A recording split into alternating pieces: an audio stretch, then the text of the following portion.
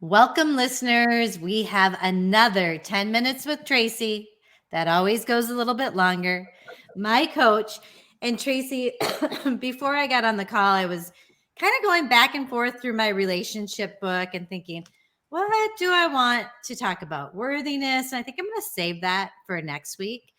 And I thought, let's look at forgiveness. And this is another opportunity. If you don't mind, I could put a forgiveness worksheet on my website. But this was a topic that we discussed at the Self-Made You retreat. And I just want to read a note that I took from that retreat about forgiveness. It doesn't excuse what somebody did. You understand what happened and you are moving forward. It doesn't mean you never feel bad again or you don't have thoughts pop up that hurt you. But when old stories pop up, you let yourself know you are safe. Yeah. And so I thought, oh, well, I know what I'm going to go through this worksheet on. And this is going to be sophomoric. And it's funny because I thought I've worked well through this. I'm good with it. I'll be fine, but I'll just touch on it. And then I started going through and asking myself the questions, and I'm realizing there are still things that I don't know if I've healed from it, from the forgiveness. And my little story is when I was in high school, when I was in junior high, I had her name is Susie. And this is what I call Susie, the girl who taught me there was evil in the world. Do we all have one of those, or was it just me? So she was my dear best friend. And we were in middle school when we met. We played tennis together. And, she was kind of someone that also brought gossip to my life. Like she would talk about another friend and I would think, oh, she really doesn't like her at all. And then I would see them being friends. And when I look back, that should have been a clue, that was because I was naive. I just thought you were who you were and, lovely back then before the world came in and eroded me. But so what happened, we were really good friends. And in high school, I'm just going to say it, I probably started to get to be a little more popular than Susie. But I still thought we were really good friends. And our senior year, there were a couple of things that she did. Like she would have coaches or captains practices in the summer and wouldn't tell me about them. So everyone on the team thought I wasn't showing up or that I wasn't a part of it. So she did that, but I kind of just blew past it like, whatever. I didn't even really think about it. Yeah. Well, then I was up for homecoming queen. And she suddenly became the huge volunteer that took care of all the homecoming stuff. And I was in a huge school. There were like over 600 kids in my class. Okay. And so she was at the ballots, right, when people were coming. And one of the girls on the tennis team that's younger than me came up to me and she goes, I just have to let you know that Susie was there watching who people voted for. And she told them that she wouldn't vote for you. And I thought this was my friend. And I was so crushed because I was like, this is my friend. How could she do this to me? And I got angry. We were on the tennis court when I found out, and I talked to her about it. And the other girl was fine with me telling her how I had heard. And I remember she kept swearing at me. And I remember thinking, I'm not going to swear, but I'm angry. And we had to play doubles together the rest of the season. So that's my story of something that I need to forgive. And Tracy, I tell that story. It still hurts my heart. It still gets me a little bit. I've, of course, moved past it, but I do want to take this situation and go through your forgiveness worksheet. Yeah. And so you talk about the 4 N's. Yeah. And the first one is to notice. Yeah. So Notice the story you are telling about this person, yourself, or the experience. And then it says, write it out to relieve some of the emotional suffering. So as I spoke this out to you, I feel emotional. I feel suffering. I do. Yeah, right. I feel sad about it. I feel, and then what I love, what I've learned to do is the next step is to normalize it. Yes. And I think all the times before when I've looked back on this, I haven't thought, well, of course I would feel awful.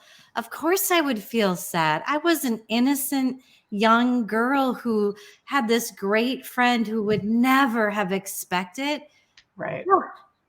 So Yeah. I'm giving myself a little love, but how do I don't want to get to the victim role, right? I just want to say, of course I would feel that way about that circumstance. Yeah. Well, and in the moment, you felt very victimized. Yes. And you can give yourself a little bit of, empathy and grace around the fact that at that age, that may have been your first experience with betrayal.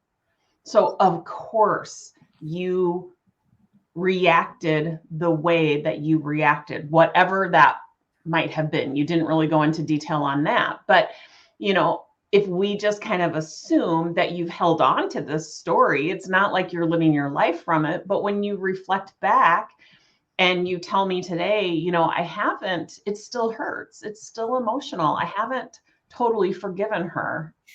And Tracy, it's really interesting. What I'm just realizing now is I have held on to this story and I haven't always. It takes a lot to go deep with me as a friend. Yeah. And when I think about it, like my very best friend is from before I met Susie.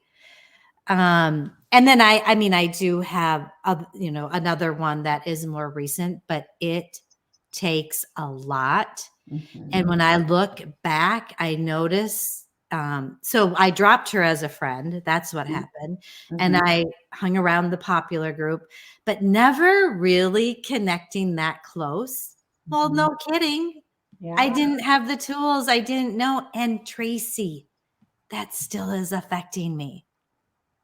And so that's what it looks like right there. Like you're talking about the 4 N's. The first one is notice. Yep. It's so much more than just noticing how you felt back then or noticing what you were thinking back then. It's noticing what are the comprehensive results that you're experiencing today because you're still holding on to that story. Notice that.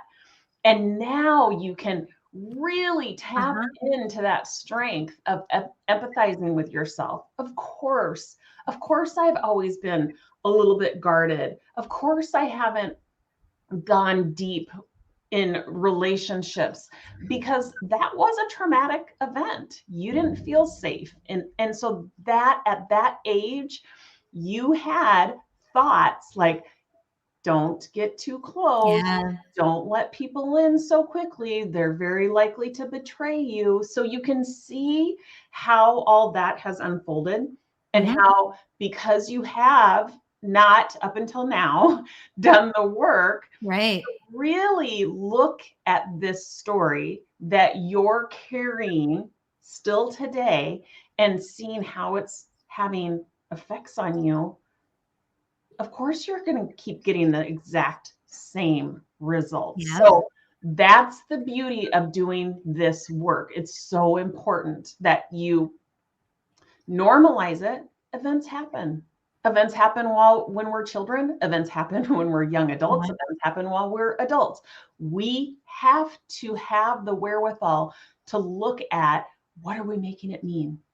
Yeah. And is that meaning, those thoughts, are they serving us or not? Right. Bottom line, that's what we have to be asking ourselves, because ultimately, you guys all know I'm all about the brain. We've got the primitive, we've got the prodigy part of our brain. I want you operating from a self-made mind that knows when it's appropriate to turn down those fear-based thoughts, like don't let people get close to me because they might betray me.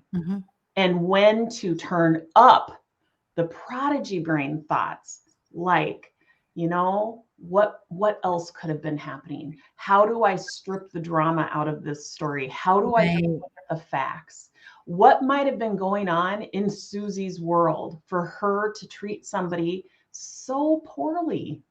Like, that's what it looks like to turn down the volume of your fear-based thoughts and turn up the volume of your prodigy brain thoughts that start getting you asking yourself questions.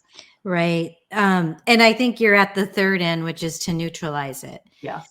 I just have to tell you, I can't get over what a huge awakening this is right here in this moment. I never expected that this episode would turn into something that was a very huge defining moment of my life and has kept me kept my distance from other women. Yeah. And isn't it interesting how that's not serving me? How old did you say you were? I was 18. Okay. 17 or 18. Yeah. Yeah. And so, there were gifts and opportunities that came from that circumstance. And I want you to challenge your prodigy brain to find those. And even if it comes down to right now in this very moment, you've learned something about yourself. Right. Thanks to that circumstance that happened when you were 18 years old, today you were afforded an opportunity to learn more about yourself. Oh, absolutely. Yeah. Amen. And there's so many more. Like, you could really challenge yourself to think about what other gifts, what other opportunities came from that. Right. I'm sure that there are many. Well, I mean, I coped through something hard. Yeah.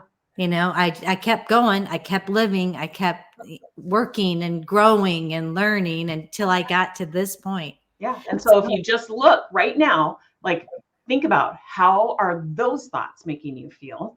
Better. Yeah. I felt like I could cry a few moments back. Right. And we're talking about the exact same circumstance. Yeah. So just notice which part of your brain is either your worst enemy or it's your best friend. Right. It's either working for you or it's working against you. It's our job, you guys, to be able to notice when it's working against us and shift, utilizing the strengths of our prodigy brain, quiet down those brain narratives, and turn up the strengths that are inherent within us of our prodigy brain. That is how you start creating the results that you really want. And it takes the work, because I know this stuff like the back of my hand. I needed to actually go through these questions and really think about them and write them down to get to where I am right now. And I think too, part of neutralizing it that you've talked about is kind of having empathy for her, and to think about maybe what she went through. And, I can't know exactly. I know that she lost her older brother shortly before she met me. So I'm sure that impacted her life hugely. And I don't know where in her life, she grabbed onto that, the gossip and the betrayal, but it's too bad, isn't it? That's how she has to, Yeah. And she was probably using that as a coping technique. Yes. Who knows what she was trying to cope with, right? Right. And hopefully today, Susie doesn't use those kind of techniques. Right. Because arguably they create negative results. So, but you get to today decide that you are going to forgive her, but that is a gift that you're giving yourself. That's not a gift that you're giving Susie. That's a gift that you're giving yourself, because ultimately so much has been learned from that experience, right? And so I would challenge you to come up with, what is the new narrative about Susie?